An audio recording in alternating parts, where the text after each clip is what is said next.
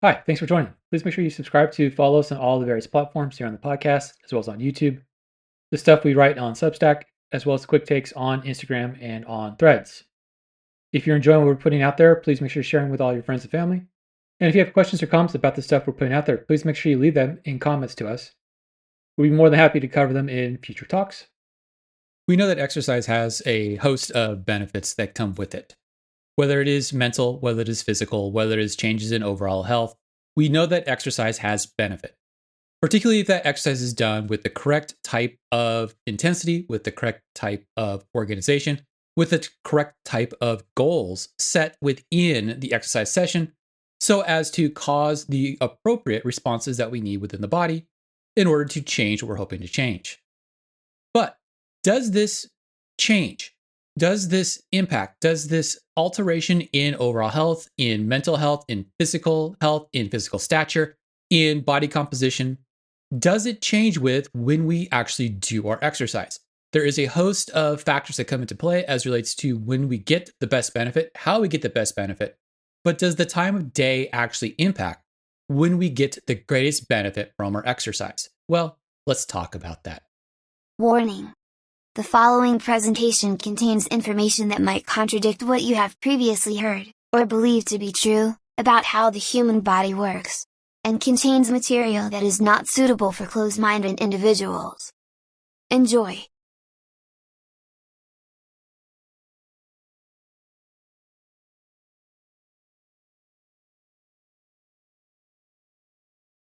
We talk a lot about how hard to work out, what intensity to work out, what type of exercises to do, how to go about when we start looking at exercise in terms of the periodization of exercise, how to do that periodization so as to maximize the actual benefits that we can get from exercise. One of the aspects of training, one of the aspects of exercise that is often taken for granted is when in the day should I do my exercise? Something we start to think about as we start getting towards the new year and wanting to set up a new kind of goal, a new regimen for us to overcome some of the anti-health aspects that we're trying to conquer, to become more pro-health, to change our lifestyles to be healthier. One of the things that we start looking at is how can I go about putting exercise into my daily routine? And if you ask a trainer, if you ask a medical professional, if you ask any of the self proclaimed experts within social media, you'll get a host of different ideas, differing ideas as to when it might be best to exercise. Whether it's quote unquote early in the morning so that you're able to set your metabolism for the day. While others might make a suggestion such as during lunch so that you can quote burn calories instead of quote eating them. While others might give you the idea that at the end of the day is the best time to exercise to get rid of the stress that you built up over the day. Well, what does the science say? What do we have to say based off of research, based off of empirical evidence about these differing ideas, about these different ideas? Can we actually make recommendations about when during the day it might be best to exercise? Or is it a lot like other things, where it's simply going to come down to personal preferences? To answer these questions, to answer this idea about is there a best time to do my exercise, we need to take a look at the general trends in research based off of the commonalities in goals for exercise, in which we're going to take a brief look at various things as it relates to things like fat loss and body compositional changes, to improvements in cardiovascular health and improvements in endurance, to gains in strength and gains in muscle mass, to improvements in metabolic health, improvements in changes of diabetic conditions for those people who happen to have diabetic issues, to improvements in mood and changes in our circadian rhythms.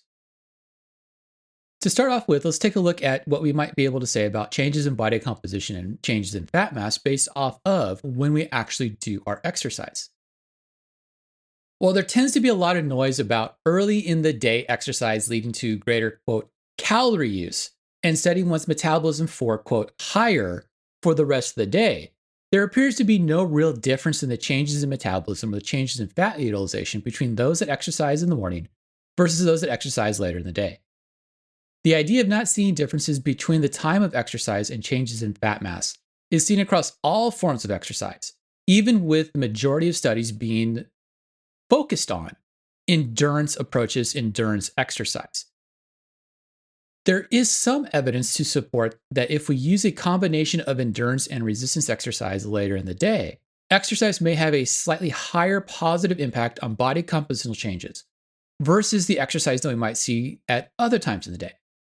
Yet this difference appears to be linked with gains in fat-free mass more than losses in fat mass, leading to changes in overall body compositional changes. The indication that we have as it relates to the fat mass changes, the indication that we have as it relates to body compositional changes across all the studies, is that the use of exercise in conjunction with other lifestyle modifications appears to be the greatest indicator of loss of fat mass and changes in overall body composition, not when exercise is used, which seems kind of counterintuitive to what we hear and what we read about within a lot of the stories about when is it best to go about doing exercise.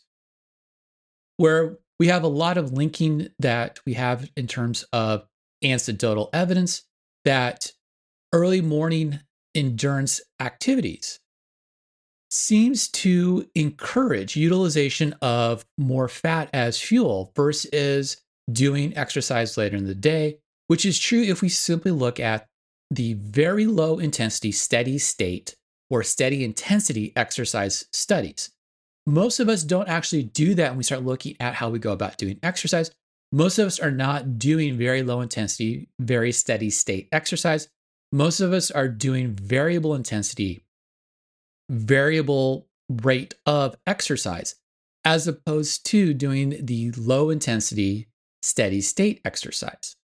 And so to stipulate that, simply doing exercise in the morning is going to be more beneficial for doing quote unquote calorie burns, which is, once again, as we've talked about previously, a misconception as relates to overall health and body weight issues and body compositional issues.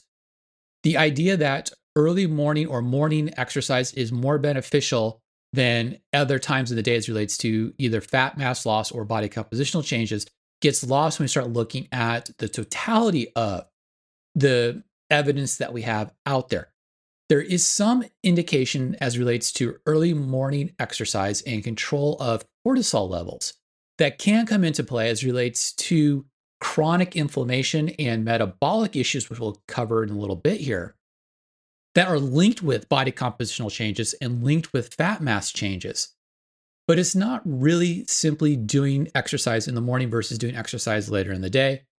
There is some indication that when we start looking at the combination of exercises, it's the combination of exercises with other lifestyle changes that become the key component to changes in body composition, changes in fat mass, more than when we actually do the exercise itself. There are a whole host of health factors that can get impacted when we start looking at time of day, but body composition itself is not one of those things, independent of all of the other factors that we know that come into play as relates to changes in body composition or changes in fat mass. Well, what about improved endurance and cardiovascular health or cardiorespiratory health? When we look at the time of the day for improving endurance or improving overall cardiorespiratory health, there are two lines of thought that get supported by research. The first is related to time to fatigue. That is, what is somebody's actual endurance, or what is somebody's VO2 max? That is the maximum amount of oxygen that the person can take in and utilize by their body. The second is the improvements that we see in overall cardiorespiratory functions. What is somebody's overall cardiorespiratory health? That is usually measured in terms of blood pressure and heart rate, not necessarily how long somebody can do exercise before they get fatigued. While these outcomes are linked together, the performance measures seem to indicate that there's a timing effect of exercise throughout the day that has an impact on what we see in terms of either improved endurance or improved cardiorespiratory health. Meaning that the performance measures versus the health and disease outcomes in response to exercise will depend upon the time of day that exercise is performed. We see an existence for a time of day effect on exercise improving aerobic exercise capacity, someone's actual endurance ability or fatigue ability. That is, how long can they go before they reach a point of fatigue, before they reach a point of peak where they have to stop doing what they're doing, or an improvement in one's VO2 max. Once again, that's the maximum amount of oxygen that the person can take in and utilize. There's also seems to be a change in endurance exercise capacity that is seen when we look at differences between time of day of exercise, where there is a greater change, a greater capacity when we have exercise taking place in the morning relative to exercise taking place in the evening. At the same time, long endurance training that occurs in the morning shows participants having higher heart rates in the morning relative to those that participate in evening exercise, evening endurance exercise in particular. So what ends up happening is that the person may have a greater change in aerobic capacity, a greater change in aerobic fitness, a ability to perform for longer periods of time before they reach a point of fatigue, before they reach a point where they will stop doing what they're doing. But at the same time, there appears to be a counterintuitive change in cardiorespiratory health, cardiorespiratory functions that doesn't seem to align with this increased capacity for doing aerobic exercise. And it's kind of interesting when we start looking at the morning versus the evening exercise for this change in endurance, this improvement in cardiorespiratory effects. There's a finding that agrees with this kind of change that we see where morning exercisers will have improvements in endurance, improvements in aerobic capacity, but have lower changes in cardiorespiratory functions. And it tends to fall in line with circadian regulations of cardiovascular physiology. And the circadian regulations, the circadian rhythms that people like to talk about, that doesn't kind of meld with what we talk about in terms of physiological rhythms. The regulation of the body based off of the sleep-wake cycle, based off of the diurnal, the nighttime, daytime cycles. There is a cardiovascular physiological response where in the morning we have higher heart rates and higher blood pressures relative to the evening, where exercise tends to have a lasting effect of about 24 hours following the end of endurance exercise. So when we go do endurance exercise, we'll have a change in our cardiorespiratory functions that will last for about 24 hours if we do not do more exercise. We'll lose it after about the 24-hour window of time, and we'll go back to having our pre-exercise responses. If we do subsequent exercise within that 24-hour period of time, we'll get greater benefits than what we would have had without doing a secondary set of exercise within that 24-hour window of time. When we do the endurance exercise in the evening, we kind of counterbalance or we counteract that natural circadian regulation, the natural circadian sleep-wake, nighttime, daytime changes that we have in our cardiovascular physiology, where we will wake up with lower heart rates, wake up with lower blood pressures than if we exercised in the morning.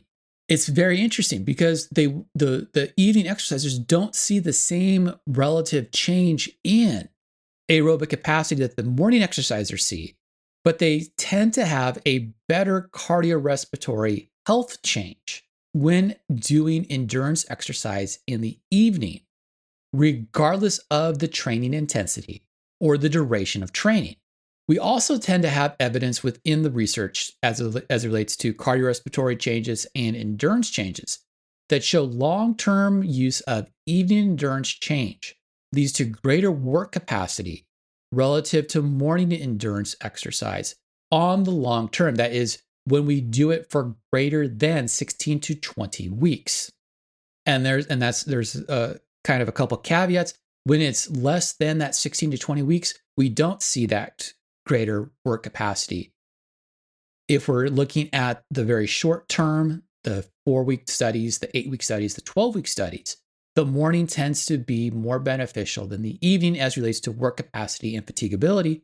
However, when we start going into longer duration studies, 16 plus weeks, 16, 20 weeks, we start seeing changes where the evening group starts to outperform the morning groups, both in terms of cardiorespiratory changes, as well as in terms of work capacity or the ability to do work without reaching a point of fatigue.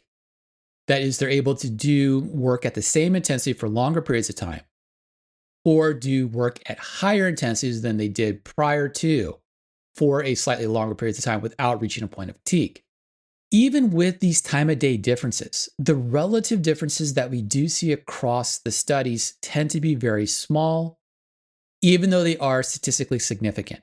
the effectiveness, that is the effect size that we see favoring one time of the day versus another time of the day, is not present. It's the same type of findings that we saw when it came to the time of day and the body composition issues. While there might be small differences that we might see within the time of day, the effectiveness, that is the favorability that one time of day has over another time of the day, does not seem to be present both for the body compositional changes as relates to fat mass loss and with this change in endurance and this change in cardiorespiratory health. This means that we might see specific differences between time of day responses that are based on physiological responses that we see to either aerobic exercise capacity or to morning heart rate, morning blood pressure, resting heart rates based on the time of day that we're doing our training. But the majority of the training responses that we see are still going to be based on the American College of Sports Medicine's FITT recommendations for endurance or aerobic exercise, or exercise in general. And the FITT, frequency, intensity, time, and type, in terms of the way in which exercise is being done, as long as we're meeting thresholds for getting benefit to the body from the exercise, allowing for improvements in cardiometabolic responses, improvements in cardiorespiratory responses, improvement in endurance capacity. These small differences that we see in time of day does not mean that we can recommend doing one time of the day versus another time of the day for all individuals. So we really don't see much changes in terms of time of day as it relates to body composition and fat mass. We really don't see a big, huge change in terms of cardiorespiratory fitness or in terms of cardiorespiratory health and aerobic or endurance capacity. But what about gains in muscle mass? What about gains in strength? And this one's kind of tricky in terms of deciphering whether or not time of day has an impact.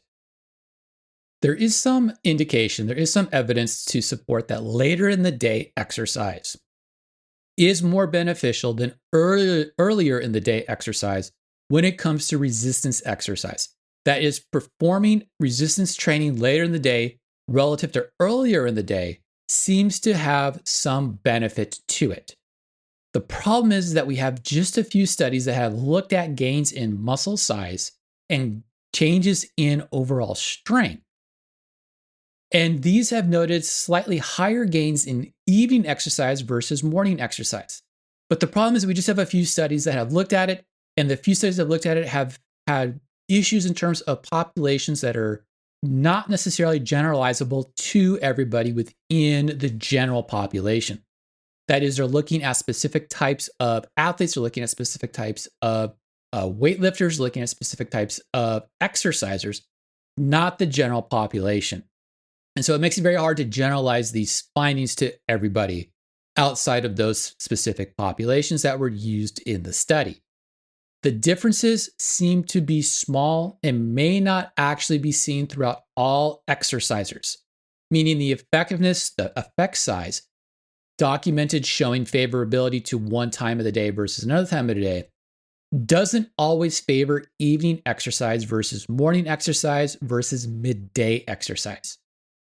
A caveat to this point: if resistance training is combined with endurance training within the exercise, there is a difference seen in beneficial changes based on when one exercises. Based on the time of day, when combined, there is a greater benefit seen when exercising is done in the evening versus done in the morning. The differences may relate to differences seen throughout the day related to having slightly higher body temperatures later in the day that may allow for improved metabolic responses, that may allow for better fuel utilizations, better carbohydrate use, better lipid use within the energy pathways to get ATP to the cells. There may be an increased ability to recruit muscles to have a more efficient muscle contraction to allow for greater loads to be used within resistance training sessions. The greater recruitment that we have within the muscle means that we're able to reach points of overload where we're able to recruit higher amounts of the muscle that we don't necessarily need when we start looking at the endurance aspects of training. But when we start looking at the resistance aspects of training, we have to remember that there's two key aspects to overload. There's mechanical overload and there's work overload. And when we're able to get more muscle being recruited, we're able to have a more efficient muscle contraction, where we're able to lift against greater loads.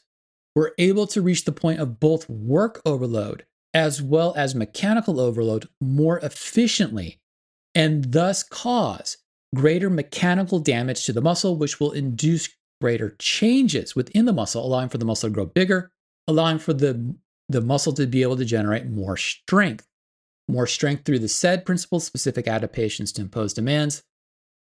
That will start with me being able to recruit the muscle more efficiently, which goes hand in hand with the ability to send better neurological signals to the muscle, meaning that I am able to bypass some of the setup within the SAID principle necessary to get to stronger levels of contractions, where I'm able to reach mechanical overload more readily, inducing greater strength gains, inducing greater muscle growths.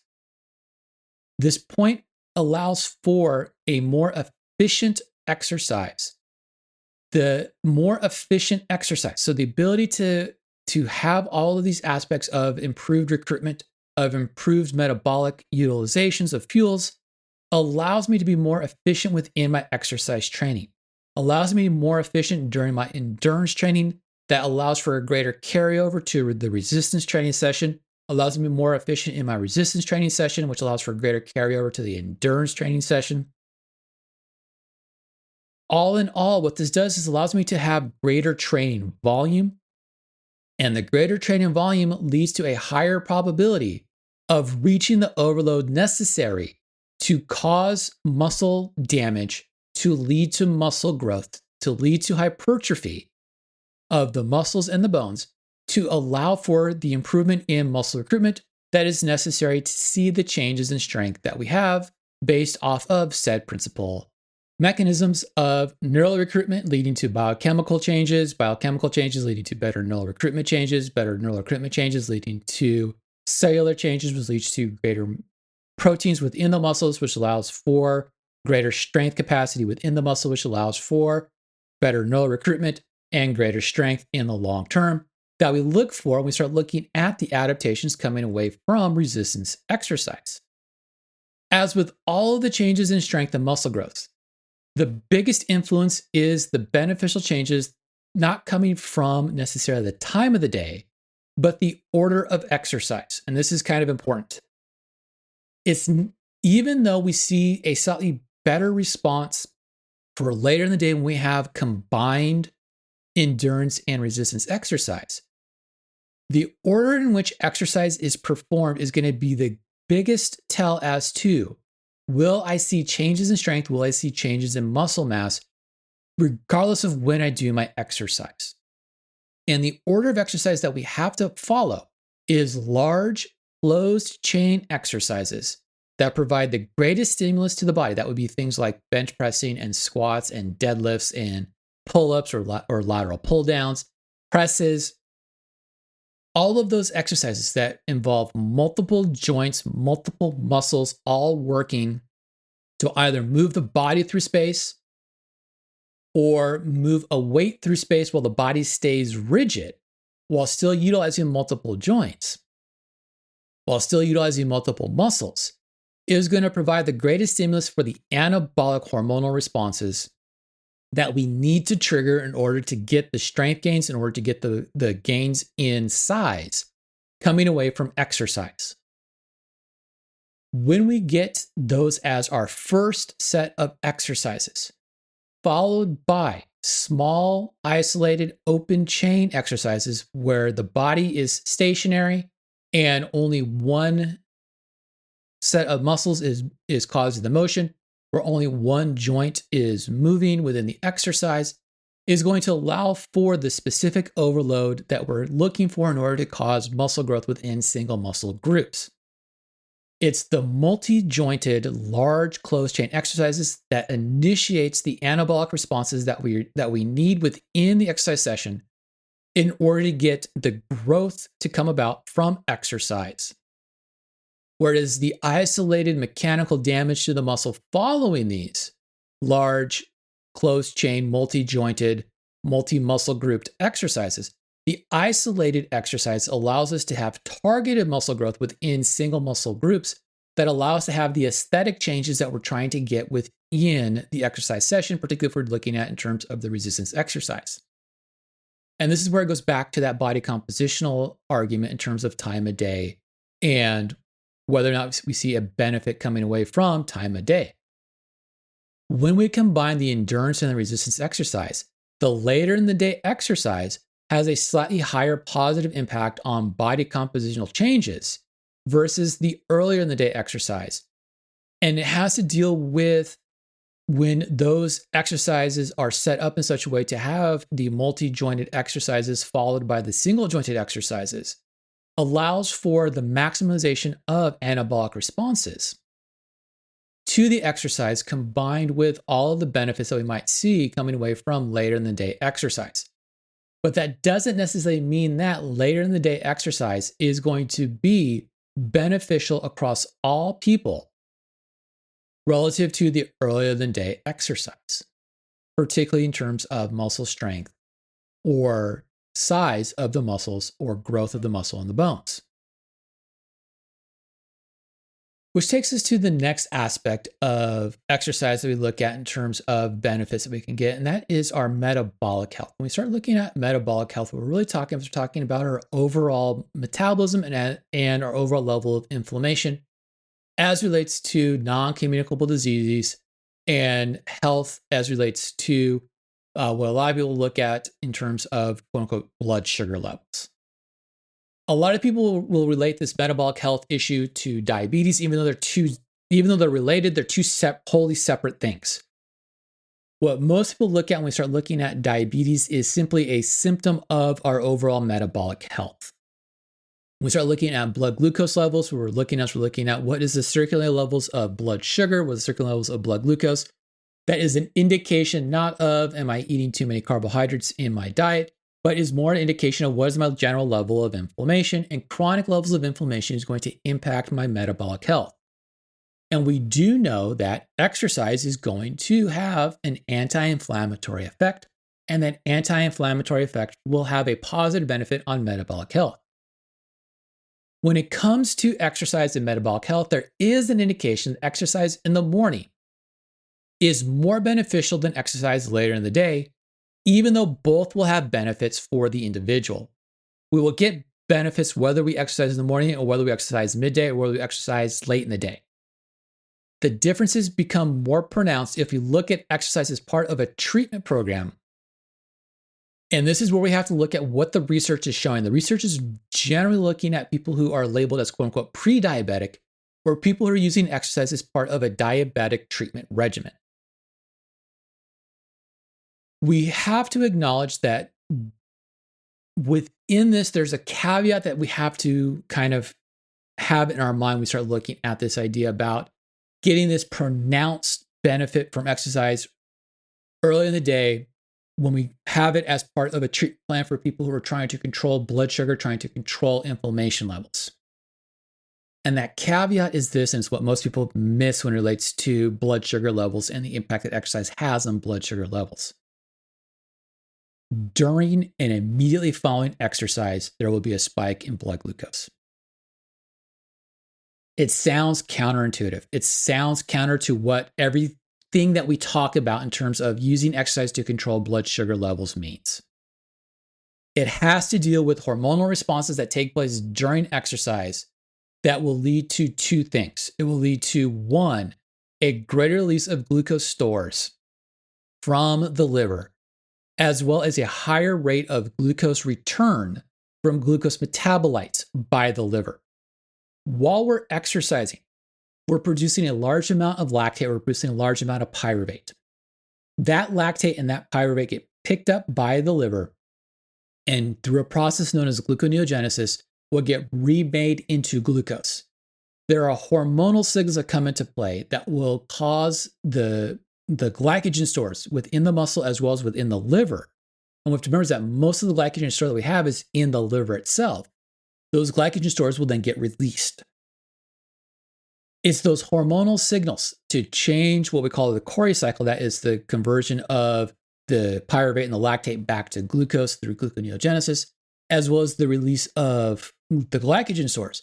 It's the hormonal change that we see in exercise that will lead to the spike in glucose levels that become more pronounced or heavily pronounced during and immediately after exercise, which can become problematic if we're attempting to use exercise to regulate glucose and regulate insulin responses, especially if after exercise we're going to follow the exercise session with a carbohydrate-heavy breakfast. And this is where we have to look at timing of the meals as relates to when do we eat following exercise and how that meal timing will impact the overall responses that we're going to see in terms of the cardiometabolic health responses to exercise. There are a lot of talking heads that talk about the need for increased proteins, the increased need for carbohydrates with exercise. If we're looking at increasing muscle mass, there's a lot of talk about, is there an actual maximal amount of protein that we can consume in a day or consume in a meal as relates to causing muscle growth following resistance exercise. And what we do know is that you get positive benefit up to about 2.5 to 3 grams of protein per kilogram of body mass. However, the maximum that we tend to look at is somewhere in the neighborhood of about 2 grams per kilogram of body mass as being kind of the threshold for our protein need to cause muscle growth. If we're looking at this cardiometabolic response, it's about 1.9 to about 2.7 grams per kilogram of body mass in terms of protein intake in order to maintain fat-free mass, muscle mass, bone mass, etc., while losing fat mass in terms of utilizing exercise as it relates to changes in overall metabolic health, improvements of diabetic conditions. If, on the other hand, we do not use that higher protein intake within the meals following exercise, and we follow up exercise with a carbohydrate-heavy breakfast, we're going to compound the insulin responses that we're going to see. So what ends up happening is that this spike in glucose that we see with exercise will cause a naturally occurring spike in insulin to take place following exercise. And it's important that we have this spike in insulin following exercise because insulin is a very good anabolic hormone. It's a hormone that's going to cause tissues to build.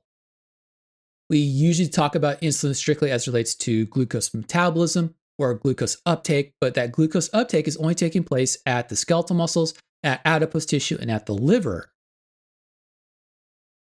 But that's only one aspect that insulin happens to have. Insulin is also going to be involved with the building of proteins, the building of lipids, the building of glycogen stores within the body itself, not just with taking glucose in from the blood when we have super physiological levels or beyond normal homeostatic levels of glucose either being consumed or within the blood.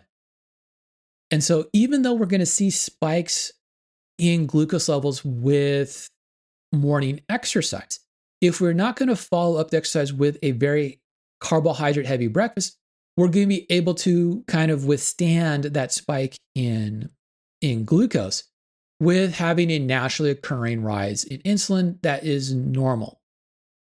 And so even though there might be a spike in morning levels of glucose, there is an indication coming from a variety of studies that morning exercise routine, at least if that exercise is focused on endurance training, shows favorability for a better beneficial change in metabolic health when exercise is in the morning versus when exercise is later in the day.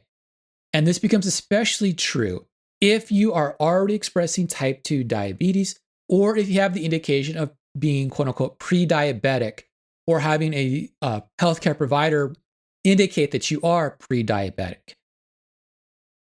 And that is kind of hand in hand with what we see in terms of changes in overall health as relates to utilization of exercise by the person that has been diagnosed with type 2 diabetes or has been diagnosed with being pre-diabetic. There is no direction in the evidence if we look at the use of resistance exercise within the training routines. That is, we don't see resistance exercise having a day or night or midday favorability relative to the other times of the day. We do know that resistance exercise tends to have a better metabolic health outcome than endurance exercise when done by itself. However, when done in conjunction, when we have a combination of endurance and resistance exercise, we tend to have the greatest benefit that we can get from exercise. There is an indication that the combination of resistance and endurance exercise done later in the day may be of more benefit, very similar to what we talked about in terms of changes in fat mass, changes in body composition, as well as the improvement in strength and in muscle size. There seems to be that benefit from later in the day exercise relative to early in the day exercise. The rationale for the difference based on the time of day is related to the altering of the rhythms of the hormones being produced associated with fuel metabolism that will amplify the beneficial signals for glucose and lipid metabolism while muting the deleterious signals that might cause greater levels of inflammation, thus allowing for an improvement in our overall health. What we're able to do is we're able to mute some of the adipokine signals that are associated with a negative health outcome, a pro-inflammatory health outcome, where we're causing greater amounts of inflammation from these hormones. We're able to mute those signals. When we have these later in the day combined resistance and endurance exercise. This means that we get an improvement in the balance between the anabolic anti-inflammatory signals versus the pro-inflammatory hormonal signals. When we have that later in the day exercise, that's going to favor the growth, that's going to favor lowering levels of inflammation that is necessary in order to improve our overall metabolic health, independent of changes of quote unquote diabetic diagnosis. That is, we'll see changes regardless of whether or not we see improvements in our circulating levels of glucose or any changes in insulin responsiveness at the tissues. Long term, we will see improvements in circulating levels of glucose. We will see improvements in insulin responsiveness at the tissues, skeletal muscle, adipose tissue, and the liver.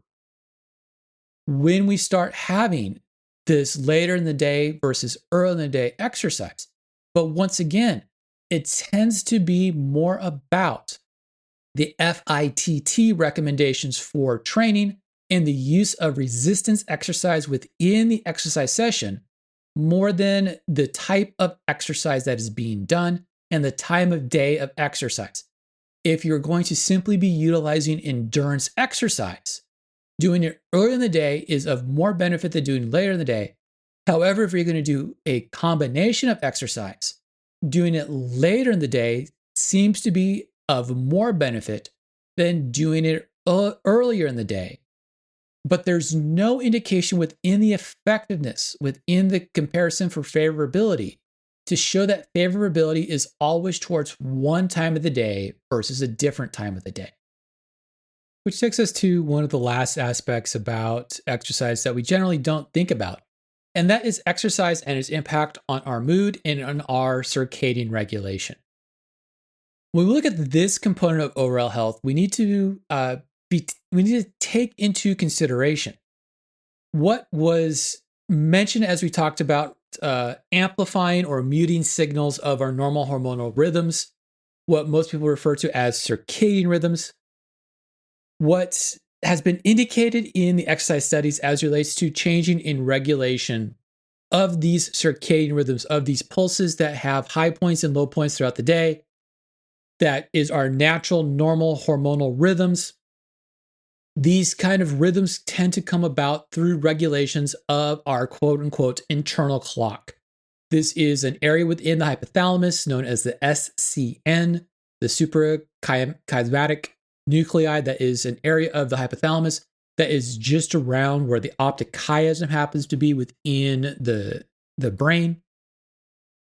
This area of the brain is going to regulate normal pulses of hormones, normal pulses of sleep-wake issues based off of changes of hormonal signals that go to a glandular area within the brain known as the pineal gland, which is generally thought about as being our normal kind of regulator of when we're awake and when we're asleep by changing a hormone known as melatonin. It's this area of the brain that exercise can have two very different impacts on. The first is that exercise can improve responsiveness to the sleep signals. And this responsiveness to sleep signals leads to upwards of almost a half hour more of stage 2 sleep each night, which allows for greater restfulness, a better sleep overall. The second is that exercise can lead to normalizing of rhythmic releases of hormones and neurotransmitters coming from this internal clock area, from the SCN, as well as other hypothalamic nuclei that are responsible for changing a sleep-wake cycling, changing a stress hormone responsiveness that is going to alter our sleep-wake cycles. So what's happens is that exercise is going to lead to normalizing the rhythmic releases of hormones, the rhythmic release of neurotransmitters that allow for improvement in overall health following any type of disruption that can occur due to changes in sleep-wake cycling or changes in environmental stresses that can disrupt the normal rhythmic responses that we see that cause a variety of health issues. Cardiovascular disease, metabolic diseases, things that we tend to think about as exercise having a positive benefit on. It's this modification that appears to be linked with changes of parasympathetic tone, that is my relaxation tone within my nervous system, that leads to better cardiometabolic effects, better cardiorespiratory effects of that we see in terms of the responses to exercise.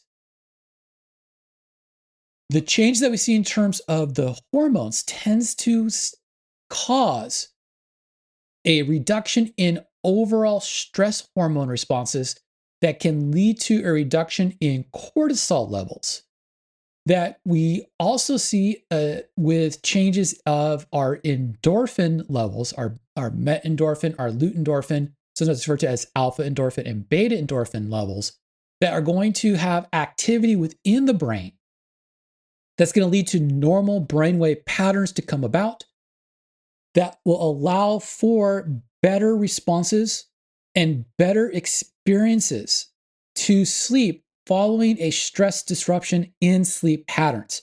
It's the normalization in brainwave patterning that is combined with subsequent changes of melatonin responses, subsequent changes in cortisol and inflammatory hormone responses that is going to allow for better sleep within the sleep-wake cycle, within our normal 24-hour day, regardless of when during the 24-hour days we're going to be sleeping and we're going to be awake. So it doesn't matter what time of the day we're sleeping, what time of the day we're awake, we get better normalization of brainwave patterns with exercise as relates to changes within this internal clock area of the brain. And we get this change of response to stress hormones where we get a reduction in overall levels of stress response, and we get a reduction in overall responses to the rhythmic responses, to the rhythm release of hormones and neurotransmitters, which means we get a change in our inflammatory state away from pro-inflammation, away from being inflamed to being anti-inflamed, to have an anti-inflammatory effect. That also is accompanied with changes in our beta endorphins, changes in our POMC, changes in our neuropeptide Y, changes in our serotonin, and changes in our dopamine levels that allow for an improvement in overall regulatory responses, overall regulatory processes, a reduction in addictive behaviors, a reduction in depression, a reduction in binge eating responses. There is no indication as to when exercise throughout the day is going to have the best impact on these responses. We simply know that there is a modification that takes place within these brain structures that are going to be our internal clocks that are going to set the rhythmic responses that we have. We know that we're going to see responses to these structures in response to exercise, regardless of whether the exercise is done in the morning, in the evening, or at midday. There is no additional benefit that someone gets from doing an evening exercise relative to a morning exercise, relative to a midday exercise.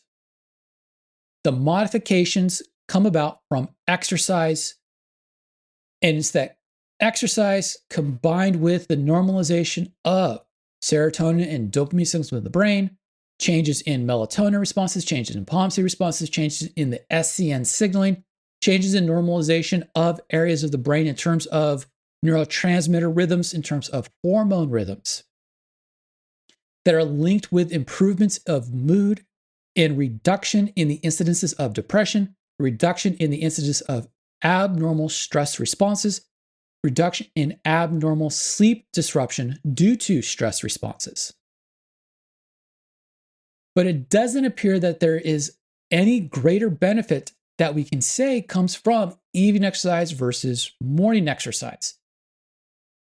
There is some indication that changes in metabolites associated with reduction in neural activity from later in the day exercise may lead to earlier induction of sleep. That is, you are caused to go to sleep earlier because of metabolites, particularly if you do not replenish fuel sources.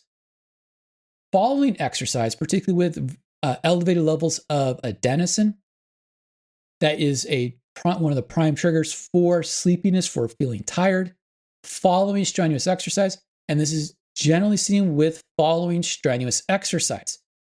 If there is exercise that is of moderate to low intensity, there does not appear to be enough changes within the adenosine to cause rhythmic changes to sleep-wake that would induce better sleeping from evening exercise. However, if exercise is of appropriate intensity, that is of moderate to high levels of intensity, without refueling, that was without following exercise with meal, there seems to be an indication for greater levels of adenosine responses taking place, and the greater levels of adenosine responses triggering earlier sleep. It doesn't necessarily mean you're going to get better sleep. It doesn't necessarily mean you're going to get a better reduction in stress responses, but you do feel tired more readily. But once again, it's not about when the exercise is done. It's more about the intensity of the exercise as relates to the signals that can come about from adenosine. So what can we say about when during the day is going to be the best for exercise? When should we exercise in order to get the best benefit? Because that's what we really want to do when we start to plan out our exercise routine, our daily routine, in terms of trying to get exercise into our daily routine as we go about establishing our new lifestyle or changing lifestyle so as to be healthier. There is little evidence that indicates a certain time of the day is more beneficial than other times of the day in terms of changes in performance or in overall health. There is, on the other hand, excessive amounts of evidence that the factors within exercise, such as frequency, intensity, type, and time, that is the duration of exercise, is extremely important when seeking beneficial gains in either performance or in overall health without considering the time of day of exercise. With that point, combined with the notion that exercise and lifestyle interventions need to be self-selected and self-monitored, this means that the time of the day that is going to be best for you is the one that works best for your schedule. Finding the time of day that works best for you is the time of the day that you should choose to do your exercise. Not only should that be the time of day that you choose to do your exercise, you should choose the exercise that you want to do. The more likely you are to choose that exercise, the more likely you are to continue to do that exercise. the more likely you are to choose that time of day to do your exercise, the more likely you are to choose to continue to do the exercise at that time of day. If you're someone that has to have scheduled days, schedule your exercise into your day. Put it into your planner and schedule it as if you're scheduling every other thing within your day. If you're someone that does not have to schedule their day, then don't worry about scheduling the time for when exercise will take place. Exercise when you have the time to exercise. It doesn't matter how much exercise you do at a single point in time, as long as the total duration of exercise meets the minimums necessary in order to gain benefit. You can get the same benefit from doing multiple short duration exercises spaced throughout the day as doing one long duration exercise session, which means you have to be able to choose the time of day that works best for you and the type of exercise that you want to do. Well, thanks for listening. Hopefully, got a bit out of the conversation here as we talked about what time of the day is best to do your exercise. Please make sure you're giving us that big 5-star. Make sure you're giving us that big thumbs up, telling us that you like what we're putting out there. Please share it with all your friends and family. Make sure you're following us here on the podcast as well as on YouTube, reading the stuff that we're putting out onto Substack, as well as the quick takes that we post onto Instagram and onto Threads. If you have other topics that you want us to cover, please make sure you're leaving those ideas for us in comments. Please stay tuned for future discussions as we look at other aspects of health, try to dispel some of the myths and misconceptions that are out there as to how the human body works and how to go about living a healthy lifestyle.